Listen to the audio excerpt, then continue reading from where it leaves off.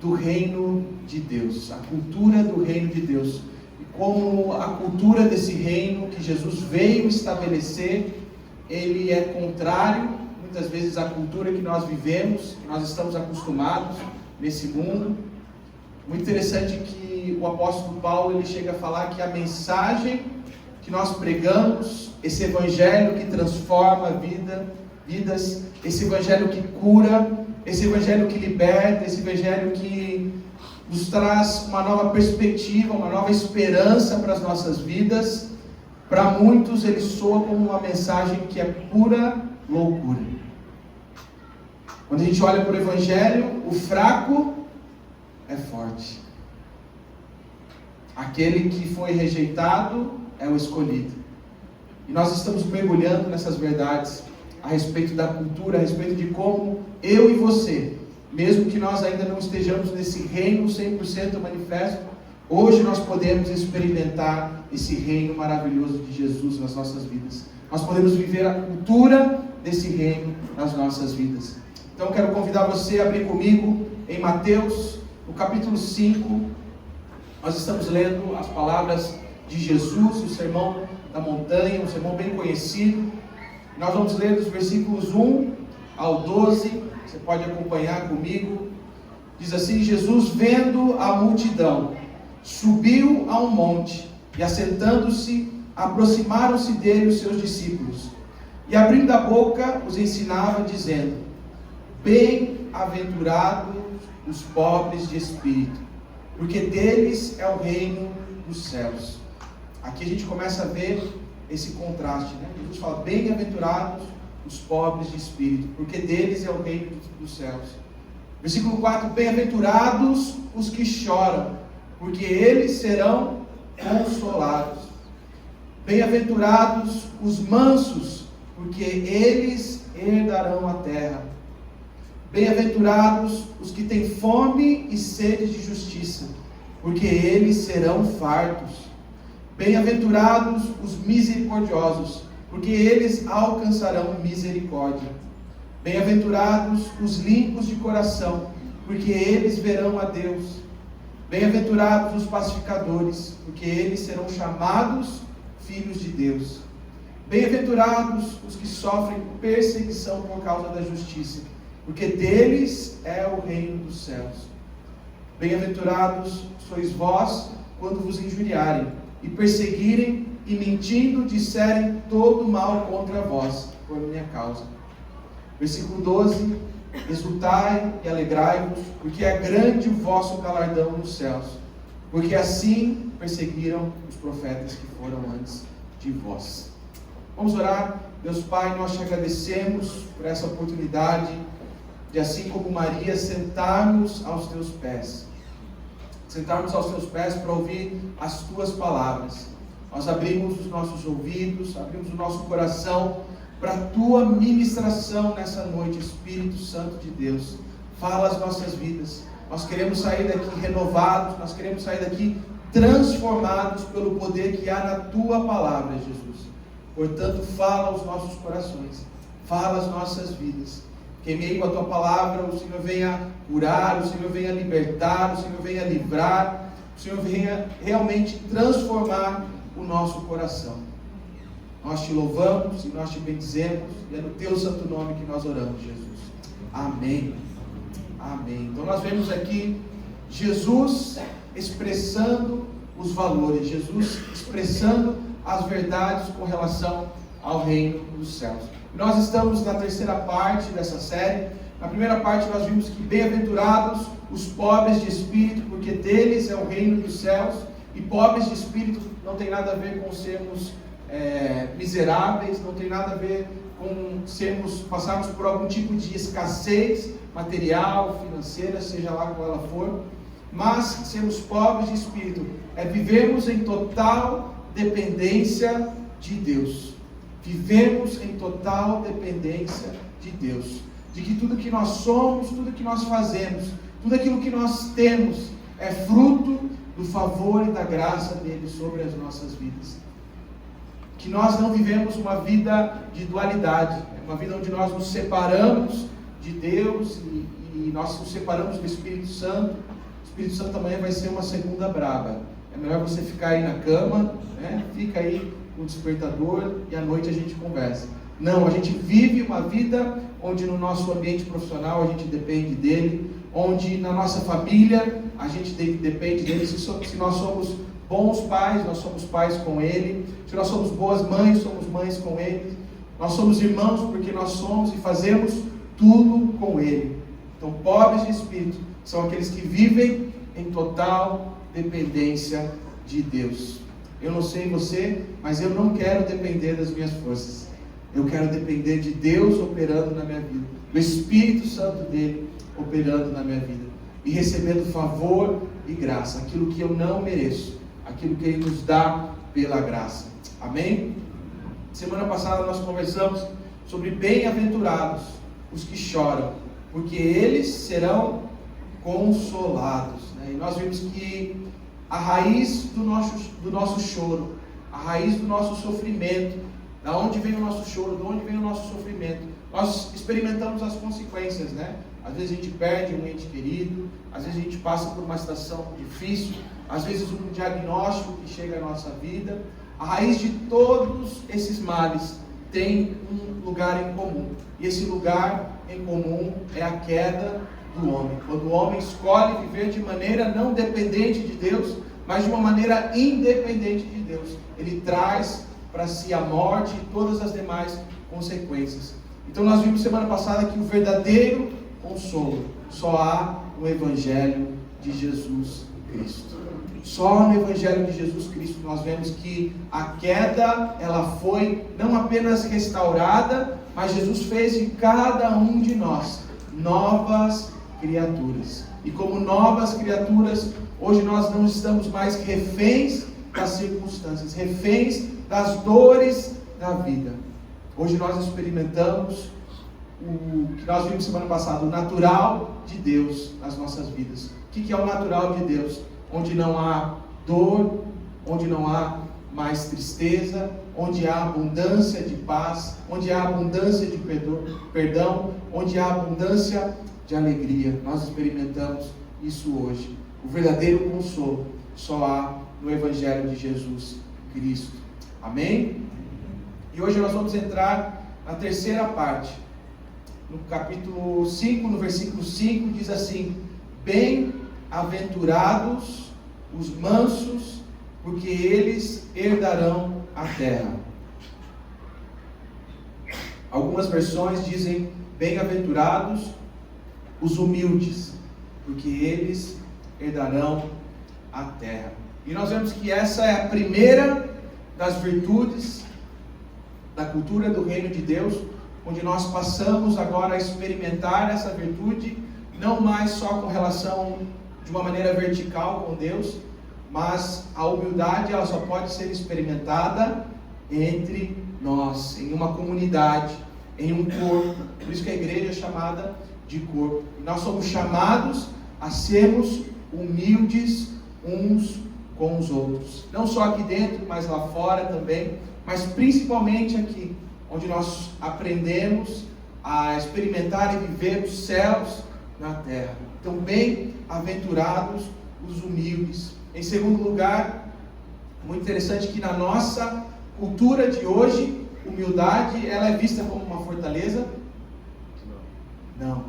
Humildade, ela é vista como uma fraqueza. Se no versículo falasse: bem-aventurados os corajosos, bem-aventurados os valentes, bem-aventurados os fortes, bem-aventurados os determinados, os disciplinados, os guerreiros, os lutadores, porque esses vão receber a terra, até parecia fazer mais sentido, porque humildade não parece ter um sinônimo de alguém que conquista as coisas nessa vida.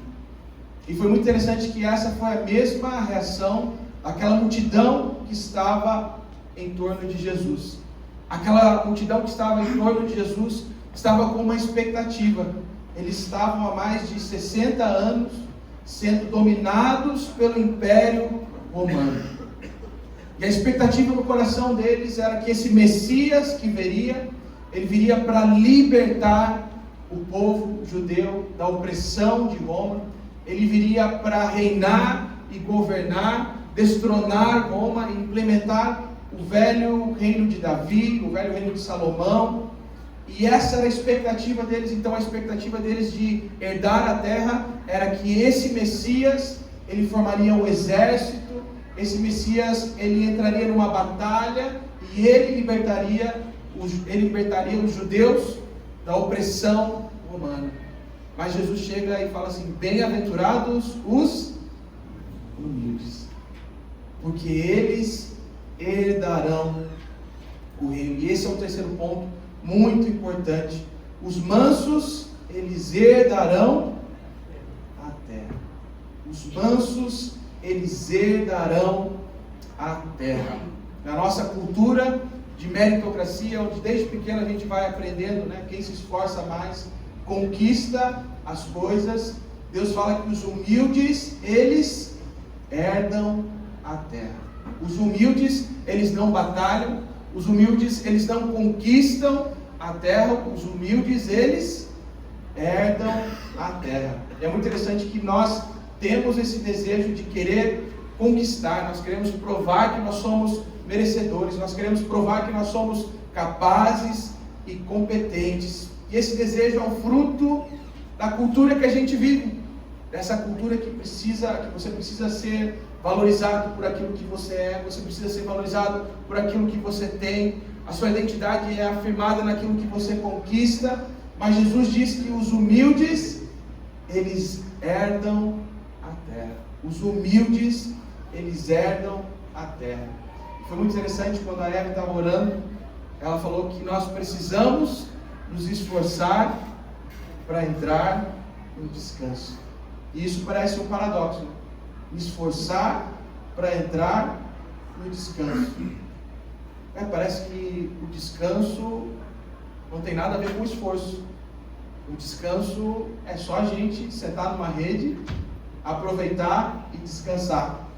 Mas é muito interessante, eu quero ler esse texto com vocês em Hebreus, capítulo 4, versículo 10 e 11, diz assim: pois aquele que entra no descanso de Deus, também descansa do seu trabalho, como Deus descansou do seu. O que o escritor de Hebreus está querendo dizer aqui? Pois aquele que entra no descanso de Deus, também descansa do seu trabalho. Será que ele está falando para nós que agora, amanhã, você já não precisa fazer mais nada? Você tem descanso do seu trabalho? Não é isso que ele está querendo dizer. Mas ele está falando de uma maneira de viver a vida, de uma perspectiva de viver a vida, de um modo como eu e você, nós vivemos a vida. Esse mundo nos pressiona para vivermos com uma mentalidade, com uma perspectiva de trabalho 24 horas por dia. Como assim? Não é que você vai ficar trabalhando 24 horas por dia, mas que você precisa fazer para conquistar as coisas. Você precisa se esforçar, você precisa pagar o preço, você precisa estar correndo atrás. E tudo aquilo que vem na sua mão é fruto do seu esforço, é fruto das suas competências, é fruto daquilo que você pode fazer e realizar. E por isso que nós temos visto os índices de burnout, os índices de esgotamento, os índices de pânico crescer na sociedade. Por quê? Porque nós não damos conta de tanto trabalho. Nós não fomos criados para viver nessa alta rotação o tempo todo, toda hora pensando, toda hora, e o que eu vou fazer, e como que vai acontecer, e o que vai ser feito, e o que eu preciso fazer, o que eu preciso estar lendo, o que eu preciso estar estudando, e você vai se embaralhando, e a tua mente não encontra descanso. E aqui o escritor fala: pois aquele que entra no descanso de Deus, também descansa do seu trabalho, como Deus descansou do seu. No versículo 11 ele diz assim: portanto, esforcemo-nos para entrar nesse descanso. O que é esse esforço que eu e você nós fazemos? A gente puxa o freio de mão. A gente puxa o freio de mão. Quando a mente começa a acelerar, quando essas questões começam a se levantar, a sua vida depende de você, você precisa fazer, você precisa realizar, você precisa entregar, você precisa conquistar, a gente puxa o freio de mão. E a gente volta para aquele primeiro princípio. Nós vivemos na dependência total de Deus. A minha vida depende totalmente de Deus. Não é que eu não vou correr atrás, não é que eu não vou fazer as coisas, mas eu faço com uma perspectiva totalmente diferente. Eu não faço com uma perspectiva de que aquilo que eu faço é o que me sustenta. Não, a minha dependência é de Deus. E a partir desse lugar, a partir desse posicionamento, a partir dessa identidade de dependência, de filho de Deus, é que eu vou e faço as coisas, que realizo as coisas na minha vida. Então, eu quero voltar para vocês e perguntar o que é ser humilde, então, segundo a palavra de Deus. Bem-aventurados os humildes, porque eles herdarão a terra. O que é ser humilde segundo a palavra? E se existe um exemplo para a minha e para a sua vida, esse exemplo é o próprio Jesus Cristo.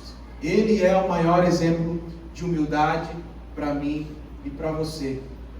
Mateus, no capítulo 11, revela esse coração humilde de Jesus. Olha o que ele fala, Mateus, capítulo 11, versículo 28, diz assim, olha o que Jesus fala para mim e para você: vinde a mim, todos os que estáis cansados e sobrecarregados, e eu vos aliviarei. Vamos ler isso todo mundo junto? 1, 2, 3. Vinde a mim, todos os que estáis cansados e sobrecarregados, e eu vos aliviarei. Olha que maravilhoso o coração humilde de Jesus sendo revelado a mim e a você. O Criador de todas as coisas. Aquele por quem todas as coisas, por meio dele todas as coisas foram criadas, e para ele todas as coisas foram criadas. Ele fala para mim e para você: você que está cansado, você que está sobrecarregado, você que está com essa mentalidade de trabalho, você que não entra no descanso, vem até a mim. Isso é humildade. O Criador de todas as coisas, ele não cria as suas criaturas para que elas sirvam a ele. Diferente dos outros deuses que a gente vê nas mitologias, que esses deuses criaram a humanidade para que a humanidade servisse a esses deuses, para que a humanidade, de certa maneira, apaziguasse esses deuses. O nosso Deus, o verdadeiro Deus, ele nos cria para um relacionamento. E ele fala: eu sou o Criador de todas as coisas. E se você está sobrecarregado, se tem desafios, preocupações ocupando o seu coração, vem até mim, que eu vou te aliviar. E por que ele faz isso? Versículo 29 diz assim: tomai sobre vós o meu jugo e aprendei de mim, porque sou manso e humilde de coração, e achareis descanso para vossa alma. Jesus diz em sua humildade que ele vai nos aliviar. Ele se importa com os problemas do seu dia a dia. Por mais pequenos que você acredita que esses problemas sejam, ele se importa com o que você está vivendo. Principalmente se você tem andado cansado e sobrecarregado. E é muito interessante quando a gente olha para Jesus, ele demonstra de duas maneiras como é ser humilde, como é ser manso. Uma primeira maneira é em relação a si mesmo. Em relação a si mesmo, Jesus agia como um cordeiro. Em relação a si mesmo, Jesus agia como um cordeiro. Jesus não praticou retaliação nem vingança. Quando foi ridicularizado, cuspiram nele, não respondeu nada, pois confiava em seu Pai. Quando a gente observa Jesus ali diante de Pilatos, todas as acusações, todas as falas. Pilatos chega a questionar Jesus: você é o Deus, você é o rei dos judeus? E Jesus se mantém calado, ele confiava na justiça do Pai. Jesus, quando seus amigos o traíram e fugiram, ele não proferiu nenhuma censura. Quando Pedro o negou, Jesus o restaurou à comunhão e ao serviço. Quando Judas veio e beijou, entregou Jesus, Jesus o chamou de amigo. Mesmo na agonia da morte, crucificado, Jesus clamou: perdoai-lhes, pois não sabem o que fazem. Em relação a si mesmo, Jesus agia como um cordeiro. Agora existe uma outra faceta: em relação aos outros, Jesus agia como um leão. Ele repreendeu a dureza de coração dos fariseus. Não sei se você lembra, era um sábado, Jesus estava ali ensinando na sinagoga, e aparece um homem com a mão ressequida. E é sábado, sábado é de descanso, sábado é um dia em que milagres não podem ser feitos. E Jesus faz essa pergunta: será que é lícito curar aos sábados? E a dureza do coração dos fariseus: não, sábado é dia do descanso, a gente não pode nem fazer bem ao próximo. A gente vê Jesus restaurando todas as coisas. Não, o que é mais importante, acima de tudo, é a vida. Então Jesus vai lá e cura esse homem. Ele repreende a dureza do coração dos religiosos da época dele. Jesus se indignou quando seus discípulos tentaram impedir que as criancinhas se aproximassem dele. Jesus fez um chicote e expulsou os cambistas do templo. Jesus chamou Pedro. Olha que interessante, essa história é muito engraçada, porque a Bíblia, ela não esconde nada, né? A primeira história é Pedro, que fala que Jesus é o Filho de Deus. Jesus pergunta: Pedro, quem que você acha que eu sou? Tu és o Filho de Deus. E daí Jesus fala assim: muito bem, Pedro, não foi homem que te revelou, mas foi o próprio Pai, foi o Espírito Santo que te revelou. Daí Pedro se enche, né? E na próxima história, Jesus chama Pedro de Satanás, porque Jesus começa a falar: eu vou precisar ser crucificado, eu vou morrer, eu vou entregar minha vida. E Pedro fala assim: Jesus, que papo é esse? Que papo furado é esse? Que história louca é essa? E Jesus fala assim: não, Pedro, arreda-te daqui, Satanás. Pedro estava ali tentando dissuadir Jesus da missão dele. Então nós vemos essas duas facetas, né? Porque nós entendemos e às vezes pensamos que humildade é justamente isso: você ser passivo, você aceitar todas as coisas, você não ter voz, você não se posicionar, mas não tem nada a ver com isso. A gente vê esses dois pontos na vida de Jesus, e a gente precisa ver isso também na nossa vida. Então, o que é ser manso e humilde? E é muito interessante quando a gente vê o termo ali usado, o termo grego usado para manso, para humilde, é praus. E esse termo, ele era usado e ele simbolizava como se um cavalo selvagem ele fosse domado. Como se um cavalo que estivesse solto, ele fosse domado. Isso era um símbolo dessa palavra de manso e humilde no grego, praus. Um cavalo selvagem que foi domado. Um cavalo que ainda tem toda a sua força, todo o seu vigor, mas ele se coloca, ele se posiciona diante de um domínio, de uma força maior. E é isso que, de certa maneira, Jesus fez. Jesus era o Filho de Deus. Ele tinha toda a autoridade. Nós estávamos cantando aqui hoje que não há outro igual a Jesus. Não há outro nome, não há outro que tenha tamanha autoridade e honra igual a Jesus. Mas Ele se posiciona como Filho do Pai e aceita a vontade do Pai sobre a sua vida. A gente vê Jesus orando ali no Getsêmani: Pai, que não seja feita a minha vontade, mas que a tua vontade seja feita. E isso fala a respeito das nossas vidas também. Então, mansidão não é sinônimo de fraqueza, timidez, covardia ou de uma personalidade naturalmente calma e amável. Nada disso tem a ver com mansidão, com humildade. Não é ser uma pessoa fraca, não é ser uma pessoa tímida, não é ser uma pessoa covarde. Nada disso tipifica ou exemplifica uma pessoa humilde.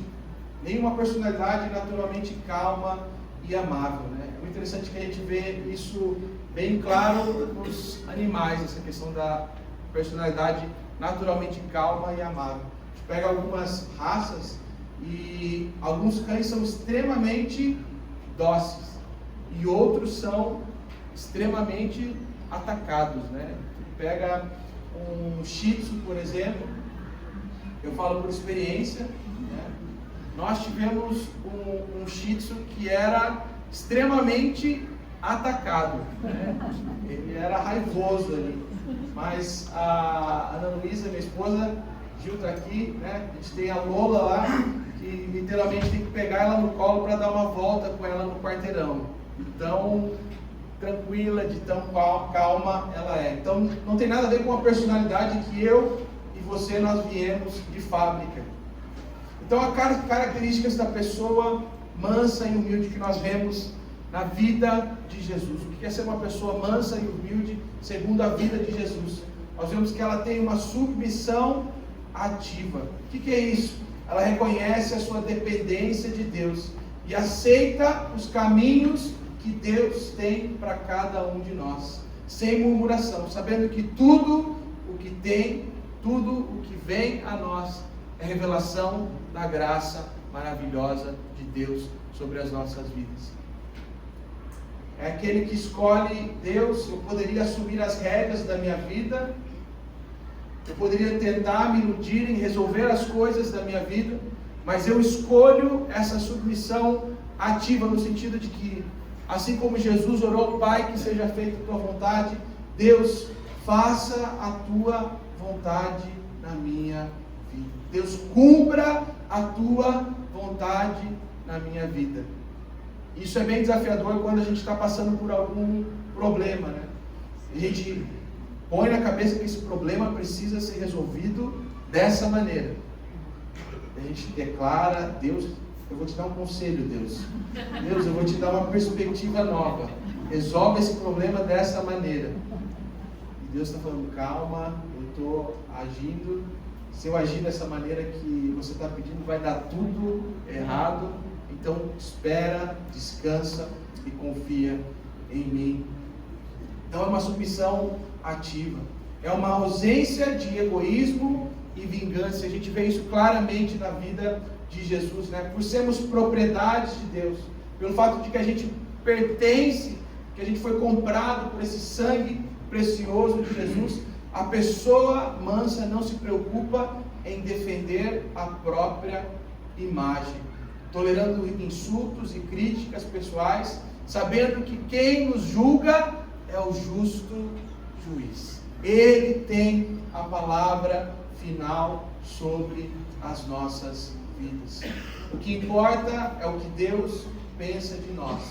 O que importa é o que Ele revela sobre quem nós somos. E é essa realidade que impacta e transforma as nossas vidas. Amém?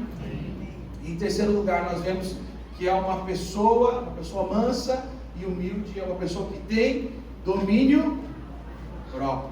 Seu temperamento é controlado pelo Espírito Santo de Deus que habita dentro de cada um, né? Ao contrário da ideia de fraqueza, a mansidão significa força e temperamento sob controle total do Espírito Santo. Nós submetemos a nossa força e o nosso temperamento à obra do Espírito Santo de Deus nas nossas vidas. Minha pergunta então: como ser manso e humilde? A gente vai olhando para tudo isso, a gente viu tudo que Jesus é, tudo que Jesus fez, a gente extraiu as principais características daquilo que Jesus foi como manso e humilde, e como isso agora se torna realidade na minha e na sua vida. Como ser manso e humilde. E a primeira coisa que eu e você, nós precisamos chegar a essa conclusão, que sem o Espírito Santo de Deus, nós não podemos ser mansos e humildes. Sem a obra do Espírito Santo de Deus em nós, é humanamente impossível sermos mansos e humildes assim como Jesus foi. Das nossas forças, no nosso desejo, na nossa vontade própria, depender só disso, nós não vamos conseguir ser manso e humilde como Jesus foi. A gente vai tentar e você vai se sentir até na vontade de te dar uma medalha de humildade. Você chega a esse ponto, agora eu vou me dar uma medalha de mais humilde, por tão humilde que eu estou sendo. Mas isso dura algumas semanas, de repente acontece tudo, acontece algo que você manifesta tudo menos a tua medalha de humildade, né? Pega até a medalha para dar na cabeça da pessoa, né? Então nós precisamos entender que nós vamos ser mansos e humildes através da obra do Espírito Santo em nós. Gálatas 5, os versículos 22 ao 25 diz assim: mas o fruto do Espírito é amor, alegria, paz, longanimidade, benignidade, bondade, fidelidade, mansidão, domínio próprio. Contra essas coisas não há lei. Tudo isso que o Espírito Santo produz em nós é o que nos capacita a sermos mansos e humildes como Jesus era. E é muito interessante no versículo 24 diz assim: e os que são de Cristo Jesus crucificaram a carne com as suas paixões e concupiscências. Isso que é muito importante para mim e para você. Nós precisamos entender que nós somos mansos e humildes porque o Espírito Santo habita em nós, mas ainda a gente vive nesse mundo e existem situações em que parece que a carne começa a borbulhar e a gente precisa nesses momentos nos lembrarmos de que essa velha criatura, ela foi crucificada com Jesus Cristo. Essa velha criatura não tem mais domínio sobre a minha vida. Essa velha criatura não representa quem eu sou mais. Essa velha criatura, ela morreu, ela se desfez com a obra de Jesus Cristo. E no versículo 25, Paulo termina: se vivemos no Espírito, se temos esse fruto do Espírito em nós, domínio próprio, alegria, bondade, benignidade, paz, andemos também no Espírito. Em outras palavras, foque no Espírito Santo em você. Foque naquilo que o Espírito Santo tem para produzir em você, e menos naquilo que o velho homem tenta se manifestar. E eu quero voltar com você, primeiro versículo, Mateus 5:5. Chamar o pessoal da banda, pode vir chegando. Mateus 5:5. Bem-aventurados os mansos, porque eles herdarão a terra. Bem-aventurados os mansos, porque eles herdarão a terra. Jesus é o nosso maior exemplo de uma pessoa mansa e humilde. Quando nós olhamos para Jesus, nós vemos essas qualidades, essas atribuições, essa cultura do reino de Deus sendo manifesta. Mas olha que interessante, Deus ele nunca pede algo de nós que ele não nos capacita a viver. Deus ele não coloca a barra lá em cima e fala: agora se vira para chegar lá. Não, Deus ele coloca a barra lá em cima e ele nos capacita para realizarmos aquilo que ele nos pede.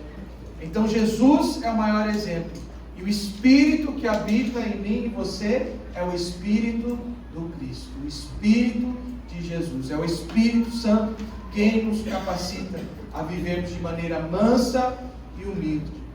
por confiar plenamente em Deus. Quando nós confiamos nesse Espírito Santo que habita em nós, quando nós dependemos desse Espírito Santo, a nossa presença, ela transmite humildade, ela transmite mansidão, gentileza, é uma presença acolhedora. Longe de ser fraca, a pessoa mansa possui uma força imensa. Longe de ser fraca, a pessoa mansa e humilde possui uma força imensa. Lembra que a gente falou da palavra praus, no grego, ali usado para manso e humilde, que ela ilustra como um cavalo selvagem com toda a sua força, com todo o seu vigor que foi dominado. A pessoa humilde, longe de ser fraca, possui uma força imensa.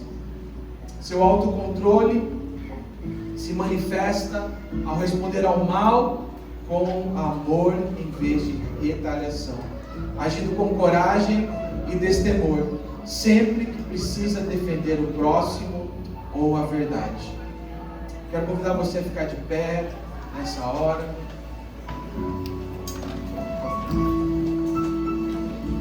Convidar você a pegar os elementos da ceia na sua mão.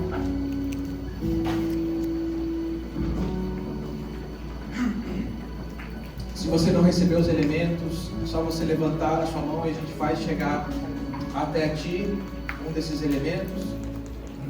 Os elementos, né? Um só. São todos convidados a participar. Obrigado, Paulo. E antes da gente entrar nesse momento da ceia, eu queria ler com vocês uns salmos de Davi, que provavelmente ele estava vivendo, ele estava olhando para si mesmo, para suas circunstâncias, falando com si mesmo e meditando a respeito da mansidão e da humildade.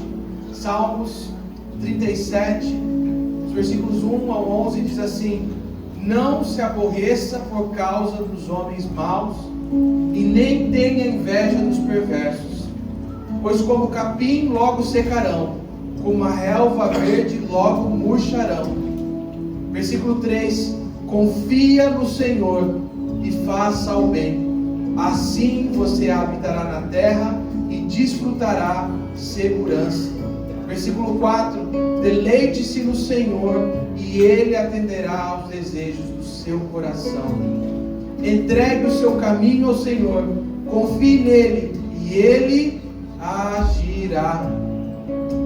Ele deixará claro como a alvorada que você é justo, e como o sol do meio-dia que você é inocente. Lembra que a gente falou que o manso, ele não se altera, ele não se afeta por aquilo que os outros estão dizendo ao seu respeito. Deus revela que somos inocentes e justos. Versículo 7: descanse no Senhor e aguarde por Ele com paciência. Não se aborreça com o sucesso dos outros, nem com aqueles que maquinam o mal. Versículo 8: evite a ira e rejeite a fúria. Não se irrite, isso só leva ao mal. Versículo 9: pois os maus serão eliminados, mas os que esperam no Senhor receberão a terra por herança. Um pouco de tempo e os ímpios não mais existirão. Por mais que você os procure, não serão encontrados. Vamos ler juntos o versículo 11. Mas os humildes receberão a terra por herança e desfrutarão pleno bem-estar. Essa promessa é para mim e para você. Essa herança é minha e sua, filhos e filhas amadas por esse Deus maravilhoso. Quero convidar você a fechar os seus olhos nessa hora. Pai, nós te agradecemos pela obra maravilhosa do Espírito Santo em nós. Te agradecemos porque você, Espírito Santo, nos presenteia com os dons do Espírito Santo e nos presenteia com o fruto do Espírito Santo. Obrigado porque hoje, em meio às circunstâncias em que cada um está vivendo, nós podemos declarar que o Espírito do Cristo vivo habita em nós. E nesse Espírito há plenitude de paz, há plenitude de alegria, há plenitude de amor, há plenitude de bondade, misericórdia, do Teu favor sobre as nossas vidas, Pai. Por isso nós declaramos a nossa confiança em Ti. Declaramos, assim como foi orado hoje, que o Senhor é aquele que luta as nossas batalhas, Pai. Nós não precisamos nos preocupar em nos vingarmos, nós não precisamos nos preocupar em impor a nossa justiça, mas Você, Deus, é o nosso justo juiz, e a nossa vida está nas Suas mãos. Nós entramos no Teu descanso nessa noite, confiamos em Ti, Pai, e Te agradecemos pela Tua obra maravilhosa, que produz em nós um coração manso e humilde, assim como o coração de Jesus, e nos qualifica para que não conquistemos a terra, mas que herdemos a terra do Senhor sobre as nossas vidas, as Tuas promessas, a Tua herança sobre as nossas vidas, Pai. No Teu santo nome que nós oramos, Jesus. Amém. Quero convidar você a pegar um pedaço de pão que representa o corpo de Jesus Cristo, o corpo que levou sobre si, como nós lemos, todo o castigo, toda a injustiça, e permaneceu calado, permaneceu mudo, porque Ele pensava em mim, pensava em você. Esse corpo que nos faz novas criaturas, que nos cura, que nos purifica, esse corpo que faz de mim e você filhos e filhas amadas do Pai. Quero convidar você a comer do pão, declarando: eu te agradeço, Jesus, por esse coração manso e humilde que eu tenho em Ti. Obrigado pela Tua obra na minha vida.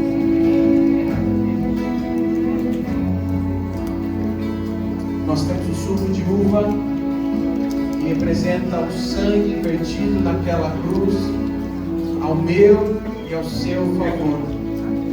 O sangue que faz de cada um de nós, como nós lemos nesse salmo, inocentes e justos, inocentes e justos, justificados perante Deus. Nós não devemos nada a Deus. Ele pagou o preço por completo, e o preço foi o sangue do seu Filho precioso. Então quero convidar você a tomar do suco, tomar do sangue, declarando essa inocência, declarando essa justiça que você é em Jesus Cristo. Obrigado, Jesus, porque somos inocentes, porque somos justos em Ti, Jesus. Aleluia. Aleluia. Vamos cantar essa canção, vamos declarar o nome de Jesus nessa noite.